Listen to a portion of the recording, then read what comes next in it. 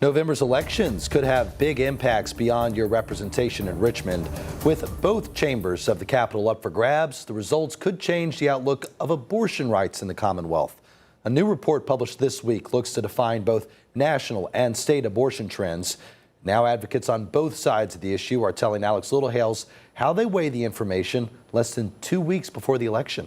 Yeah, Dan, we see the topic in candidate ads and we hear it from the voters themselves. Actually, a recent University of Mary Washington poll found abortion is a, quote, major factor for 53% of Virginia voters when they head into the booths. Now, a new report aims to give voters more context when they head to the voting booths. Abortion laws have got to go! A new report estimates abortion numbers in Virginia are on the rise following the landmark Dobbs versus Jackson Supreme Court ruling. In 2022, the milestone ruling reversed the federal abortion protections provided by Roe versus Wade. This week, the Society of Family Planning published abortion estimates across the country since the ruling last June. In Virginia, researchers estimate the average number of monthly abortions is up by about 500 when comparing the months before versus after the Dobbs decision. Between April of 2022 and June of 2023, they're estimating as much as a 50% increase.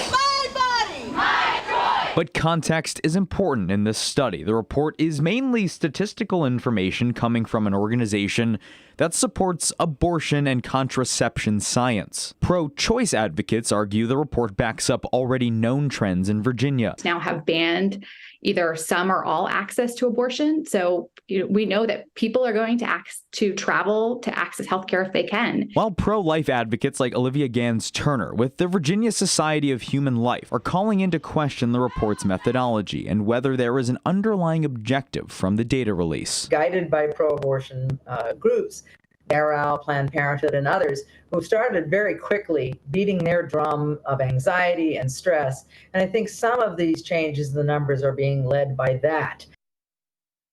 Now, other separate research from the Guttmacher Institute backs up these trends, showing that abortions across the state's healthcare systems have actually increased by roughly 60% since 2020. I'm Alex Littlehales for 13 News Now. Alex, thanks. This week's report also found abortions through medication provided by virtual-only clinics are up too.